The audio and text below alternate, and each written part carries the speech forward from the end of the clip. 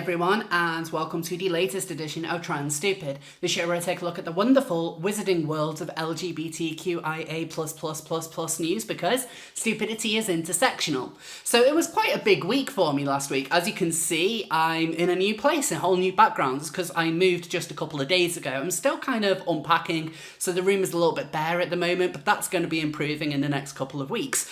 But other than that, something did happen last Wednesday, actually. I'm not quite sure whether you guys might have seen or heard about it. A hashtag reading RIP JK Rowling, as we said earlier, has been trending on Twitter. Harry Potter author has not died, but is the latest victim of cancel culture. It comes because of her new book.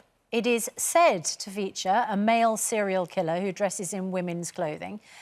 It's divided opinion and, of course, caused a storm online. So, let's talk about this with Rose of Dawn, who is a trans activist and YouTuber who says JK Rowling has done nothing wrong. Broadcaster and politician George Galloway, who says cancel culture is intellectually suffocating. And journalist Benjamin Butterworth, who says this is people being heard in a way they weren't previously. But yet your girl Rose of Dawn went on Good Morning Britain. Now, for those of you who haven't heard of the show, it is a very big deal. This is a show that goes out daily with millions of viewers in the morning. It has Piers Morgan as a host, who is a very, very big name, as much as I might disagree with him on some things such as COVID. It was a real honour to be asked to go on. They had been trying to get me on for a while. I think this is like the 6th attempt, but it's the first time that the actual piece was actually going through. Now, I was asked on to debate cancel culture and whether it had gone too far. I mean, of course, cancel culture had gone too far, but also to discuss whether JK Rowling's latest book, Troubled Blood, is transphobic. Now, I actually have a copy of the book right here. That's just in case people accuse me of not reading the book when I talked about it. I haven't 100% finished the book just yet. I've still got a bit to go. It is a massive, massive book, and I haven't really had the full time. But I'll talk about that later. Just for the time being, I wanted to talk about my appearance on Good Morning Britain, because whilst I know it's almost a week ago at this point, I haven't really had the chance to discuss it until now. So, as you could see in that clip, I was asked on alongside journalist Benjamin Butterworth and politician George Galloway to debate cancel culture. Now, George Galloway, I'm not 100% sure why he was really asked on. He brought up Psycho as an example of a cross-dressing killer from decades ago that nobody seemed to have any problems with, but to be honest, it's almost a bit of a moot point because woke cancel culture will come for anything regardless of when it was made. Just to kind of touch on why this book is controversial, for those of you who haven't heard about it, there is a serial killer in the book who is a cross-dresser, and that is therefore deemed transphobic, despite the fact that a cross-dresser and a trans person are very, very different things. And that's what Benjamin Butterworth quite poorly debated. He said that the book was offensive to all trans people. That's all trans people, including people like me. He was effectively talking about people like me whilst I was on the panel, and he kind of completely blanked me. He didn't acknowledge me. He didn't seem to acknowledge anything that I had said or kind of bring up any points. It was almost like he was just kind of talking through me, and as though really I'm a little bit of an inconvenienced trans person for him. Now, my arguments really were that JK Rowling has done absolutely nothing wrong. She hasn't done anything that's transphobic. Benjamin accused Rowling of pushing a lot of transphobic rhetoric in the past, but I called him out on it, which he would never seem to answer, which is what exactly is it that she has said that is so problematic that she needs to be removed from public life. She hasn't used any kind of slurs. She hasn't really been abusive. All she's done is really talk about her experience within the gender debate. Now, whether you agree with Rowling or not, to call her a transphobe, to basically accuse her of being dangerous, is hugely irresponsible. Of course she isn't. But Butterworth's own responses didn't seem to have the kind of reaction he expected from the public. Whilst he did argue with Piers Morgan, and that was no doubt expected, he ended up trending on Twitter over here, and almost all of it was universally negative. He was thoroughly ridiculed, although he didn't necessarily see it that way. He posted about how he was proud to have stood up for trans people, and then he rewarded himself with a bacon sandwich. Like, well done. Well, you deserved that sandwich. Now go for your nap. he also took a shot at myself, basically saying that a Trump-supporting right-wing trans person isn't representative of 99% of the trans population.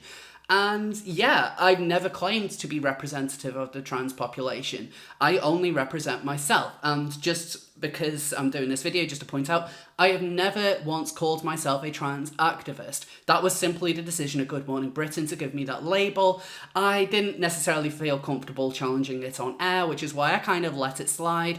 They seem to build a lot of what they talked about based on the fact that they thought I was a trans activist, but I don't. I would consider myself more of a free speech activist, or kind of a more individualist activist than I ever would on trans issues, because I can only really speak for myself. Surprisingly for me, though, I seem to have a very positive reception. A lot of people seem to be filled with praise for what I said, even though I probably had the least time to talk compared to the other guests. I was only really had one opportunity, which is why I tried to make all my points there and then, because I kind of knew I would only have the one opportunity when I'm speaking alongside such big names. You know, they were going to focus on them.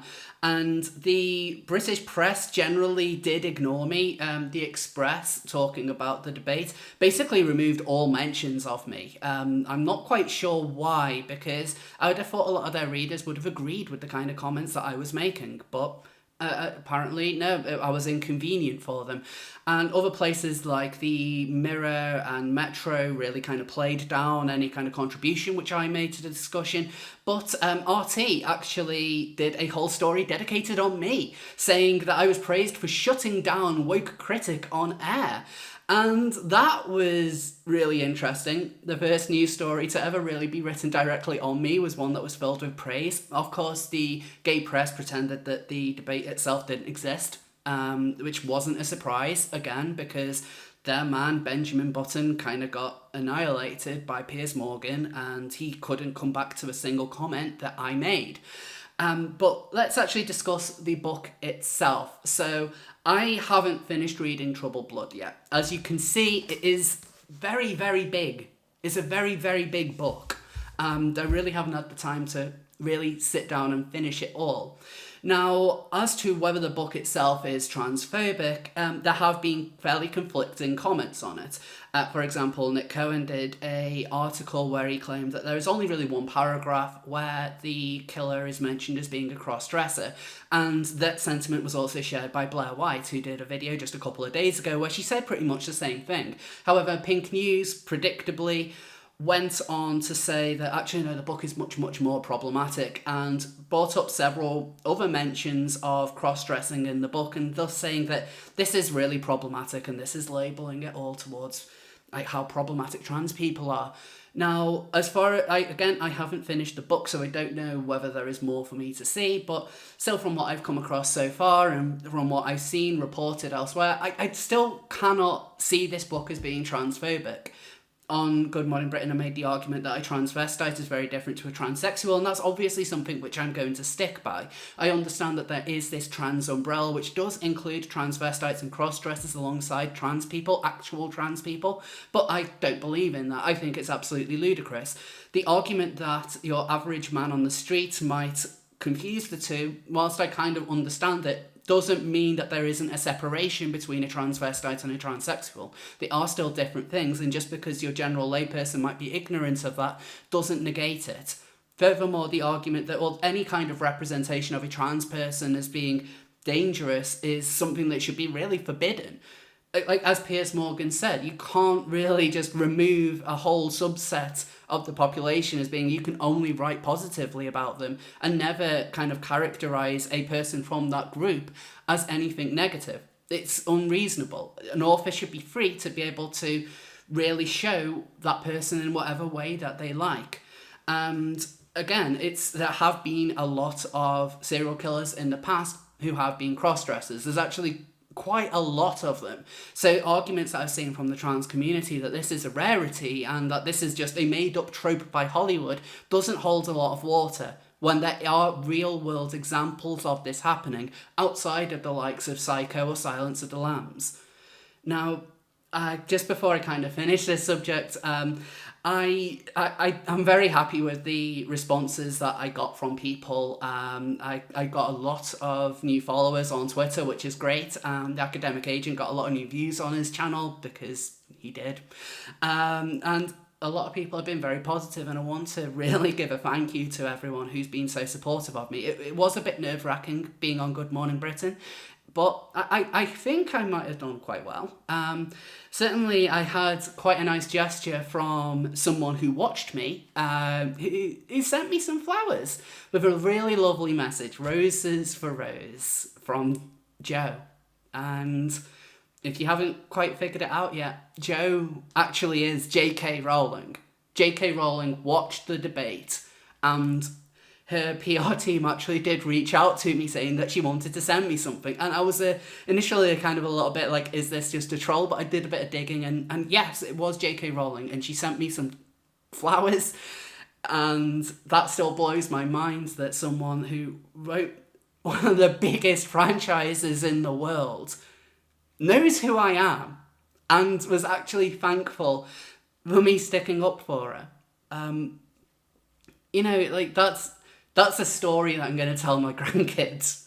But yeah, just to, whilst I know that this has been a little bit kind of scattered because I'm just kind of more collecting my thoughts from what happened last week, it was great to be able to go onto national television. I do not think that this book is transphobic from what I have read so far. Obviously, if that does change, when I finish it, I would let you all know, but I really, really would be surprised if anything were to jump out and really change my opinion on that. I think that even Pink News's story on the book itself, if it had anything really, really bad in it, they would have mentioned it because they've been gunning for JK Rowling for a while. Hell, I genuinely was expecting them to write a story about Rowling sending me flowers and using it as a hit piece against both of us.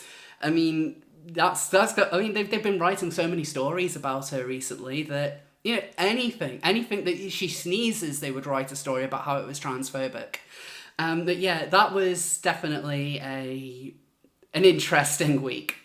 So, it's been a while since I last did a video and being moved into a new place, kind of almost like a fresh start. I thought this might be a bit of a good time to look into an OG trans stupid character, someone who I haven't talked about in a long time, and I'm sure a few of you are probably at least wondering what this person is up to, whilst Good Morning Britain has certainly given me a whole new audience. This person was probably the one responsible for making me break out in the first place. Jessica Yaniv.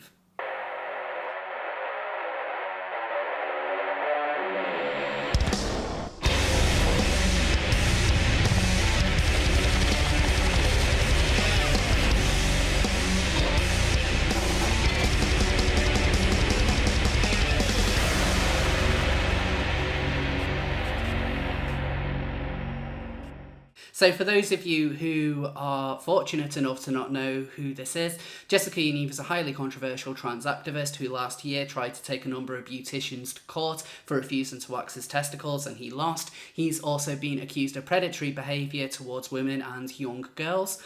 And generally, Yaniv is a real attention seeker and really quite a dangerous individual. But the reason why I'm talking about Yaniv this week is there has been a bit of an update on one of the Yaniv court cases, and that is involving my good friend Blaire White. Now, during a debate that the two had last August, Yaniv decided to do something very, very strange on camera. Blaire, You know, what? I don't need to be scared of my own house that I'm gonna get fucking attacked, which is illegal in Canada. Just saying. But Do you think that was like cute? Was that a moment for you? So yeah, that was a taser that Yaniv pulled out, and in Yaniv's state in Canada, it's actually illegal to have a taser. And not long afterwards, Yaniv had a visit from the police and was arrested. Now, the case has been going on now for over a year. A lot of us have kind of been wondering what would be happening with this because, Yaniv ultimately had access to an illegal weapon, whether or not Yaniv might even be sent to jail as a result of it.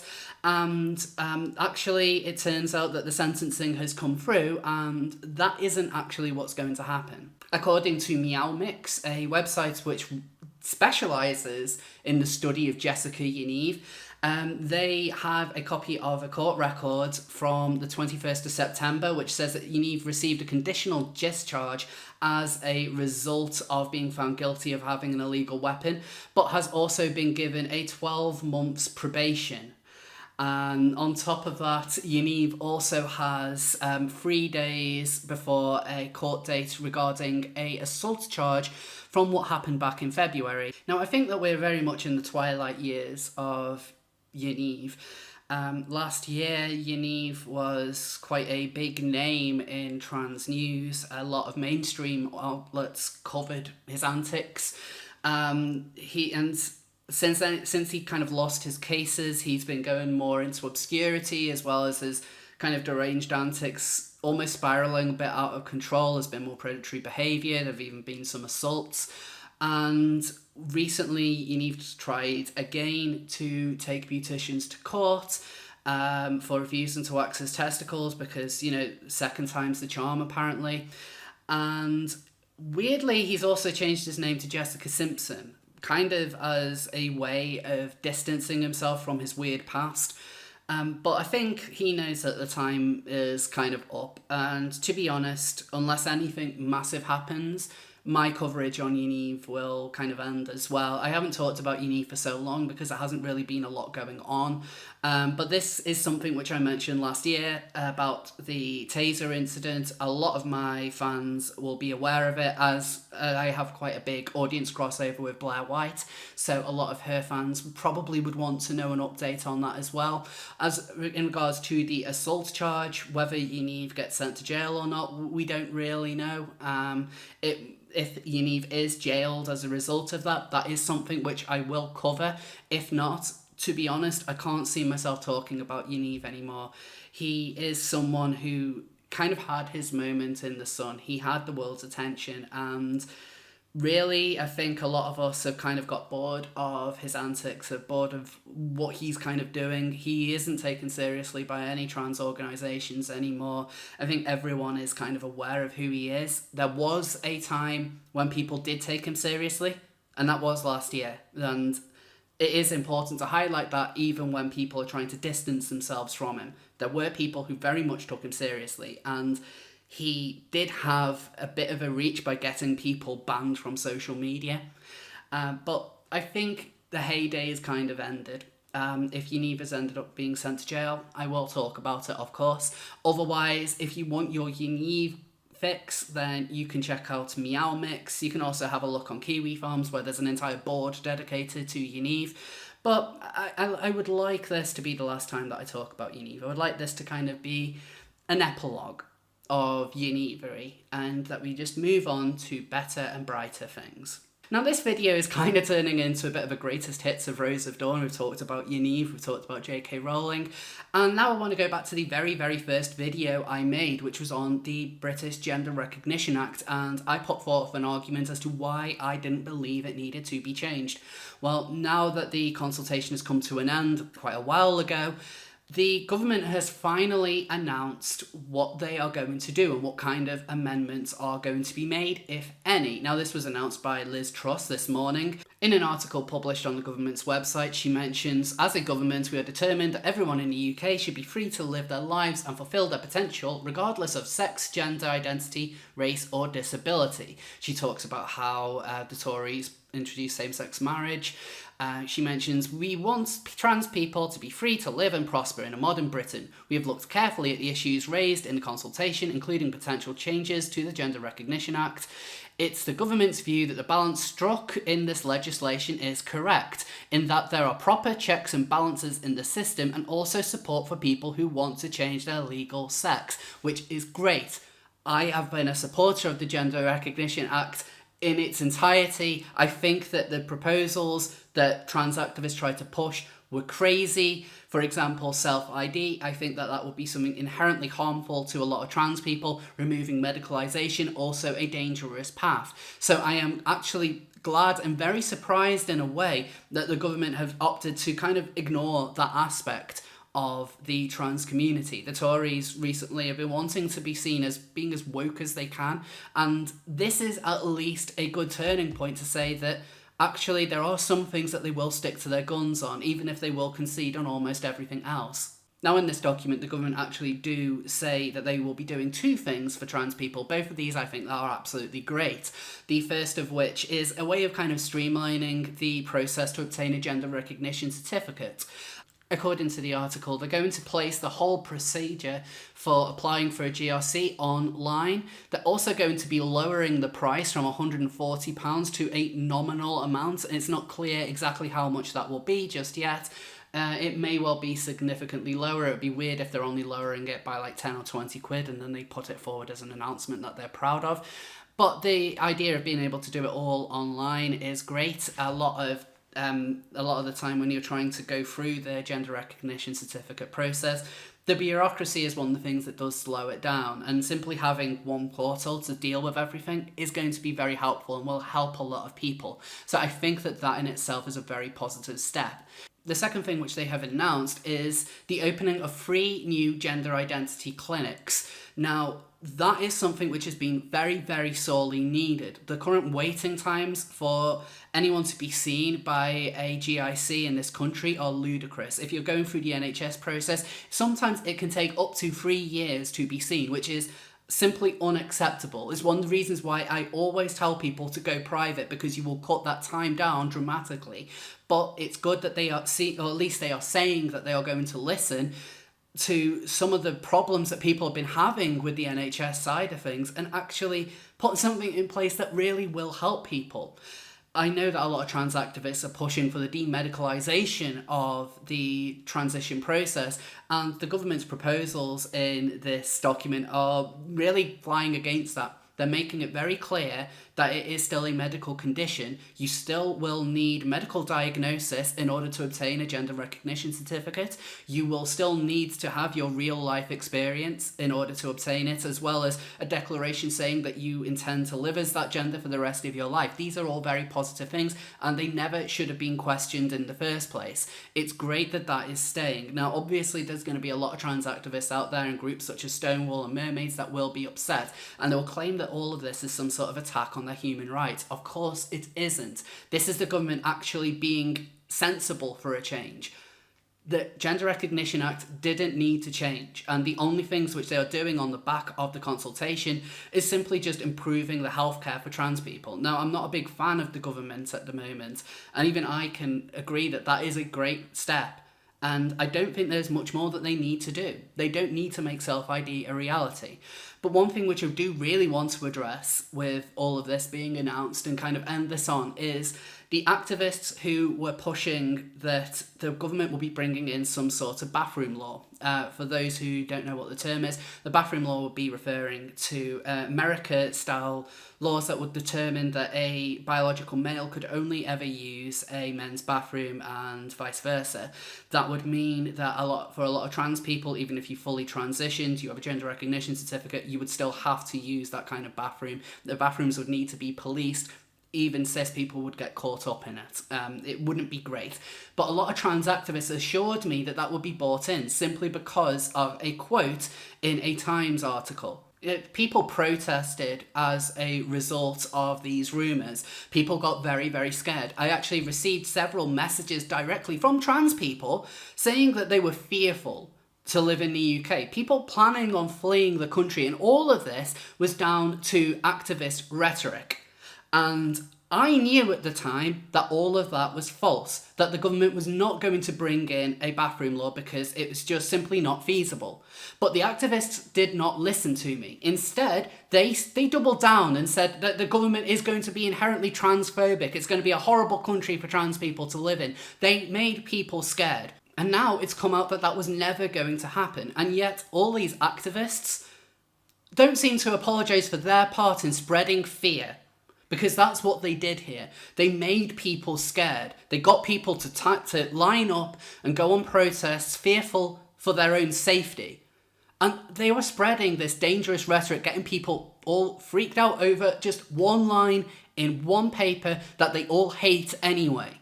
And for some reason, they believed that, even though they don't believe the Times if they talk about issues that they generally disagree with anyway. But they were very eager to believe this negative line.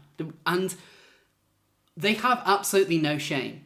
These people spread fear, and they are happy with that. They're happy that people got scared because it gave them a bit more power.